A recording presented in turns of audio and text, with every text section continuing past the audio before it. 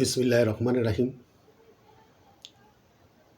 বাংলাদেশ আওয়ামী লীগ বর্তমানে যেই সাংগঠনিকভাবে যে অবস্থায় আছে, আপনারা জানেন যে অবস্থায় আমাদের এই সময়টায় আমার জীবনের ব্যক্তিগত অভিজ্ঞতা থেকে বলছি যে বর্তমানে যে নির্বাচন হচ্ছে, এই নির্বাচনে যদি আমাদের নেতারা অংশগ্রহণ করতে না পারে আর যদি আমাদেরকে নির্বাচন করতেও দেয়, তাহলে এই নির্বাচনে না যাওয়াই সবচেয়ে ভালো। যেখানে মব সৃষ্টি করে সারা বাংলাদেশে সকল স্বাধীনতা বিরোধী শক্তিরা, আওয়ামী লীগের নেতাকর্মীদের উপরে যেভাবে স্টিম রোলার চালাচ্ছে নির্যাতনের, এবং যেভাবে মব করে মানুষকে পিটিয়ে মারছে, জেল জুলুম, এই অবস্থার মধ্যে তাই বাংলাদেশ আওয়ামী লীগ বর্তমানে এই নির্বাচনে অংশগ্রহণ করছে না। এই নির্বাচন 12 তারিখে হবে কি না এখনও বলা যাচ্ছে না।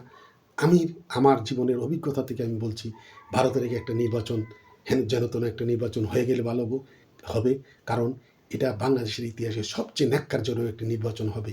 এই নির্বাচনের পরে বাংলাদেশকে যে কেউ চালাতে পারবে, সামনে নিয়ে এগিয়ে নিয়ে যেতে পারবে, আমার মনে হয় 6 মাসের কেউ পারবে না। তাই আমি কয়েকটি ইন্ডিকেটার আপনাকে কেন বলছি। প্রথম কথা হলো, ডক্টর ইউনূস সরকার বর্তমানে দেখেছেন একটা পে স্কেল ঘোষণা করেছে, যে একটা পে স্কেল যার সর্বনিম্ন বেতন বাংলাদেশে যে সরকারি কর্মচারী 20,000 ছিল, তার 42,000, যার 1 লাখ তার 1,20,000। আপনি চিন্তা করেন, একটা কর্মচারী যে 20,000 টাকা এখন পায়, তাকে 42,000 টাকা বেতন দেওয়া হবে। আওয়ামী লীগ সরকার, বঙ্গবন্ধু কন্যা শেখ হাসিনা 15 বছর 16 বছর একাধারে ক্ষমতায় থেকে এই 16 বছরে 2 লক্ষ কোটি টাকা ঋণ ছিল। আমি আবার কথাটা বলছি, আপনারা খেয়াল করে শুনবেন। এই 16-17 বছরে বঙ্গবন্ধু কন্যা শেখ হাসিনা বিদেশ থেকে 2 লক্ষ কোটি টাকা ঋণ করে দেশটাকে এই উন্নয়ন, সারা বাংলাদেশে কি উন্নয়ন হয়েছে দেখেছেন, সারা পৃথিবী দেখে আছিল। আর এই 17 মাসে কোনো উন্নয়ন সারা বাংলাদেশে হয় নাই, কিছু হয় নাই, দেশটা নরকে পরিণত হয়েছে। এই সময় 17 মাসে ইউনূস সরকার 23 লক্ষ কোটি টাকা ঋণ করেছে। বঙ্গবন্ধু কন্যা শেখ হাসিনা 16 বছরে 2 লক্ষ কোটি টাকা ঋণ করেছে, আর এই 17 মাসে ডক্টর ইউনূস 23 লক্ষ কোটি টাকা ঋণ করেছে। এবার বোঝেন, সামনের দিকে সারা বাংলাদেশের শিক্ষকদের আন্দোলন, তাদের বিভিন্ন দাবি নিয়ে, মেডিকেলের যারা করছে, যে মেডিকেলে MBBS পাশ করার পর তারা যেই কোর্সটা করছে FRCS, এই তাদের আন্দোলন, সারা বাংলাদেশে যে পলিটেকনিক্যাল ইনস্টিটিউট তাদের আন্দোলন, আবার বুয়েটের ছেলেদের আন্দোলন, মানে সারা বাংলাদেশে গ্রামের চৌকিদার হতে একবারে সচিবের পরিণত সরকারি কর্মচারী হতে প্রতিটি ক্ষেত্রে যে আন্দোলন, দাবি দেওয়া নিয়ে তারা সবাই বসে আছে। একটা নির্বাচিত সরকার আসলে এই দাবি দেওয়া পেশ করবে। আপনারা দেখবেন নির্বাচনের পরে এই পে স্কেলের জন্য সারা বাংলাদেশে সরকারি কর্মচারীরা আন্দোলনে নামবে। এরপরে শিক্ষক, ছাত্রদের আন্দোলন এবং এই পলিটেকনিক্যাল, বুয়েটের, এই যে সারা বাংলাদেশে এমন একটা আন্দোলন হবে, সেই আন্দোলনে 6 মাসও যেই সরকারে আসবে সমাজও থাকতে পারবে না। তাই এই মুহূর্তে যদি আবার নির্বাচনে বঙ্গবন্ধু কন্যা শেখ আওয়ামী লীগ নির্বাচনে অংশগ্রহণ করে যদি আবার আওয়ামী লীগও ক্ষমতা আসে, কিন্তু দেশের যে টালমাটাল অবস্থা, এই অবস্থার মধ্যে পৃথিবীর কেউই এই দেশটিকে আর কমপক্ষে 2-4-5 বছরে টেনে তুলতে পারবে না। এটা রেল লাইন যেমন ট্র্যাকের থেকে নিচে পড়ে যায়, ঠিক এমনি রাস্তা থেকে গাড়ি নিচে পড়ে গেছে। তাই এখন কোনোভাবেই, তাই আমার বিশ্বাস, ডক্টর ইউনূস, একটা মানুষ কথা আছে, যার বেলাজার, যার আক্কল নাই, লজ্জা নাই, বেলাজার, তাকে যদি আপনি জুতার বাড়ি দিবেন তখন তো হি করে হাসবে। আর যার আক্কল আছে, যার লজ্জাবোধ আছে, তার যদি আপনি বলেন জুতা দিয়ে বাড়ি দিব, তখন সে আপনার উপরে মারমুখী হয়ে আসবে। ঠিক ডক্টর ইউনূস তাকে সারা পৃথিবী যেভাবেই বলুক না কেন যে একটা ইনক্লুসিভ নির্বাচন আওয়ামী লীগকে নিয়ে, সে কোনো কথাই শুনছে না, তার কোনো লজ্জাবোধ নাই। যেহেতু রাজনীতি করে না, বয়স বেশি হয়ে গেছে, তার কোনো লজ্জাবোধ নাই। তাই তার কাছে আমাদের কোনো দাবি নাই। একটা নির্বাচন হলেই যেই সরকার আসবে তার সারা বিশ্বের সাথে তার চলতে হবে। চাই সারা বিশ্বের যে দাবিগুলো আছে, একটা ইনক্লুসিভ নির্বাচন অবশ্যই, আবার 6 মাস পরে হোক, 2 বছর পরে হোক, একটা নির্বাচন তাকে দিতেই হবে। একটা ইনক্লুসিভ নির্বাচন দিয়েই তাকে ক্ষমতায় থাকতে হবে, এর ব্যতিক্রম কিছু হবে না। তাই দেশে এমন একটা অবস্থা সৃষ্টি হয়েছে, আমি বিশ্ব পরিস্থিতি বলছি, এটা লজ্জার কিছু না, এটা লুকানোর কিছু না। ভারত আমাদেরকে স্বাধীনতা যুদ্ধের সময় আমাদেরকে সহযোগিতা করেছে বলে আমরা স্বাধীনতা পেয়েছি 9 মাসে। সেই ভারত আমাদের পাশে আছে। বঙ্গবন্ধু কন্যা শেখ হাসিনাকে একজন প্রধানমন্ত্রীকে যেই প্রটোকলে রাখা হয়, এই প্রটোকলে তাকে ওখানে সম্মানভাবে রেখেছে, অত্যন্ত সিকিউরভাবে। তাই আল্লাহর রহমতে বিশ্ব পরিস্থিতি এমন একটি অবস্থা হয়ে দাঁড়িয়েছে, এখন বিশ্বের মধ্যে পরাশক্তি। এই সরকারকে, ডক্টর ইউনূসকে ভারত বারবার বলার পরও সে কিন্তু কর্ণপাত করছে না। তাই বর্তমানে এখন বিশ্বের মধ্যে সবচেয়ে পাওয়ারফুল রাষ্ট্র হলো ভারত। অনেকে আমার কথা শুনে হাসতে পারেন, আমি আপনাদেরকে সহজে বোঝাচ্ছি। রাশিয়া দেখেন তোষামত করছে ভারতকে, কিছুদিন আগে পুতিন এসে গেছে। রাশিয়ার সাথে দীর্ঘদিন থেকে ভারতের সম্পর্ক ভালো। আমেরিকা, চীনের কিছুদিন আগে চীনের পররাষ্ট্রমন্ত্রী সহ তারা এসে চীনের প্রেসিডেন্ট সরাসরি বলেছে আমরা পাশাপাশি রাষ্ট্র, আমরা ভারতের সাথে ভালো সম্পর্ক রাখতে চাই, ব্যবসা বাণিজ্য করি। আমেরিকা যারা এই শুল্ক কর বাড়িয়েছিল, 50% করেছিল, গতকাল আপনারা দেখেছেন ট্রাম্প বলছে যে আমার সাথে ব্যবসা করো, আমার থেকে তেল নিয়ে যাও, ভেনেজুয়েলার তেল তোমাদেরকে দিব, তোমরা রাশিয়ার থেকে তেল আনার দরকার নাই, আর তোমাদের শুল্ক কর 18% করেছি। 18% করা মানে অনেক কিছু। আমাদেরকে 20%, 18% যদি তাদেরকে করে, তাহলে আমেরিকার গার্মেন্টস শিল্প, ব্যবসা বাণিজ্য সব ভারতে চলে যাবে। বাংলাদেশের সব ইন্ডাস্ট্রি, ম্যাক্সিমাম ইন্ডাস্ট্রি বন্ধ হয়ে যাবে গার্মেন্টস। এরপরে পৃথিবীর যেই 25% যেই গ্রোথ, এই পৃথিবীর যেই 100% গ্রোথের মধ্যে 25% গ্রোথ হলো ইউরোপিয়ান ইউনিয়ন, যে 27-28টি দেশ। এই ইউরোপিয়ান ইউনিয়ন ভারতের সাথে ব্যবসার চুক্তি করেছে।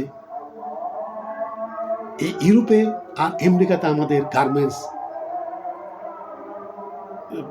পণ্যগুলো যায়, যার জন্য আমরা লাখ লাখ কর্মীরা বেঁচে আছে।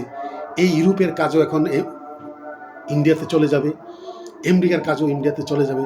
বাংলাদেশের গার্মেন্টস তো বন্ধ হয়ে গিয়েছে, ম্যাক্সিমাম কলকারখানা সব বন্ধ হয়েছে। লাখ লাখ, কমপক্ষে 50-60 লাখ কর্মচারী, শ্রমিক এখন বেকার হয়ে গেছে।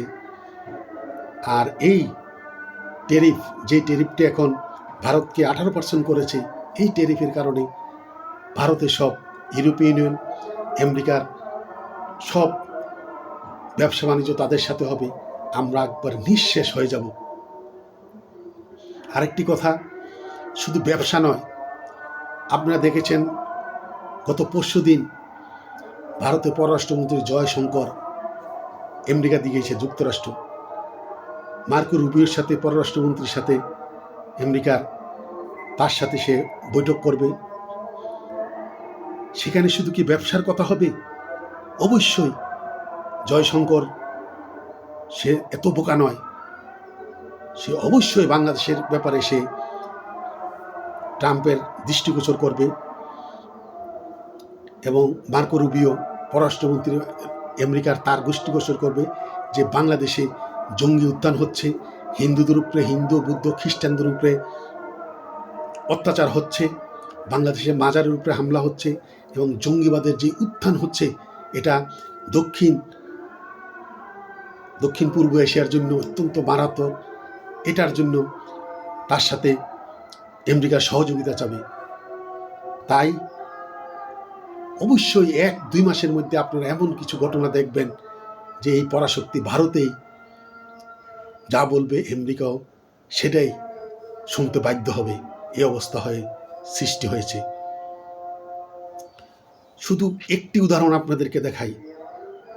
আপনারা দেখেছেন গত শনিবারে পাকিস্তান যেই জামাত, বিএনপি, ডক্টর ইউনূসের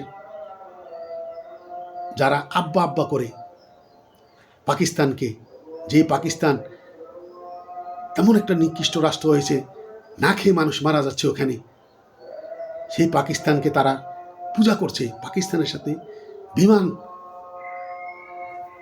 চালু করেছে পাকিস্তানে আসা যাওয়ার জন্য, আর জঙ্গিরা আসছে। আবার আমাদের বাংলাদেশ থেকে অনেকে যাচ্ছে জঙ্গি ট্রেনিং দেওয়ার জন্য। এই ভারত, আপনারা জানেন পাকিস্তানের 4টি প্রদেশ, সিন্ধু, বেলুচিস্তান, পাঞ্জাব, খাইবার পাখতুন। খাইবার পাখতুন ওরা আলাদা স্বাধীন রাষ্ট্র চাচ্ছে। তাদের টিটিপি এই পাকিস্তান সেনাবাহিনীর সাথে তারা যুদ্ধ করছে। 57 বছর ধরে বেলুচিস্তান লিবারেশন পার্টি তারা স্বাধীনের জন্য তারা যুদ্ধ করছে। সিন্ধু তারাও স্বাধীনের জন্য তারা চোরাগুপ্তা হামলা করছে পাকিস্তানে। গত শনিবারে আপনারা দেখেছেন যে একসাথে সরকারি অফিস, জেলখানা, পুলিশ প্রশাসন, আর্মি, প্রায় 15-20 জায়গায় তারা একসাথে বেলুচিস্তানের যে লিবারেশন ফোর্স তারা পাকিস্তানের সেনাবাহিনীর উপর হামলা করে 200 জন সেনাবাহিনীর সদস্যকে হত্যা করেছে। এবার বুঝতে পারেন কী অবস্থা। সেই বেলুচিস্তান অবশ্যই বিশ্ব রাজনীতির একটা ব্যাপার আছে, আন্তর্জাতিক সম্পর্কে, যেটা আমরা খুব সহজে একটা কিছু হবে বললে, যদি বলে একটা কিছু হবে, তখন মনে করতে পারেন এটা 10 বছর হতে পারে, 20 বছর, 50 বছর পর হতে পারে। এটা কিন্তু তকদগত কিছু হবে না। তাই বেলুচিস্তানের 57 বছরে তাদের আন্দোলন, এখন না হোক 10 বছর হোক, 20 বছর পরেও তারা একটি বাংলাদেশের মতো তারাও একটি আলাদা রাষ্ট্র হয়ে যাবে। সিন্ধু আলাদা একটা রাষ্ট্র হয়ে যাবে, খাইবার পাখতুন একটা রাষ্ট্র হয়ে যাবে। কারণ আমরা যেমন পাকিস্তান আমলে পূর্ব পাকিস্তানের সব কিছু লুটে পুটে নিয়ে পাকিস্তানিরা তাদের আয়াময়স করেছে, ঠিক তেমনি পাকিস্তানের যে 3টি প্রদেশ খাইবার পাখতুন, বেলুচিস্তান, সিন্ধু, তাদেরকে রক্ত চষে শুধু একমাত্র পাঞ্জাবের প্রদেশের এরাই আরামায়েশ করছে। তারাই সবসময় প্রেসিডেন্ট হয়, ওই দেশের প্রধানমন্ত্রী হয়, সামরিক বাহিনীর প্রধান হয়, তারাই লুটে খাচ্ছে। তাই পাকিস্তান নিঃশেষ হয়ে যাচ্ছে।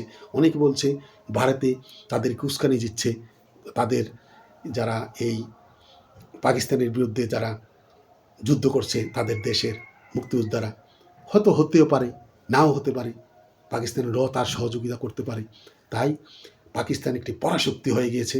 পাকিস্তানকে রাশিয়াও শ্রদ্ধার চোখে দেখে, আমেরিকাও শ্রদ্ধার চোখে দেখে, এবং ইউরোপীয় ইউনিয়ন শ্রদ্ধার চোখে দেখে, ফ্রান্স,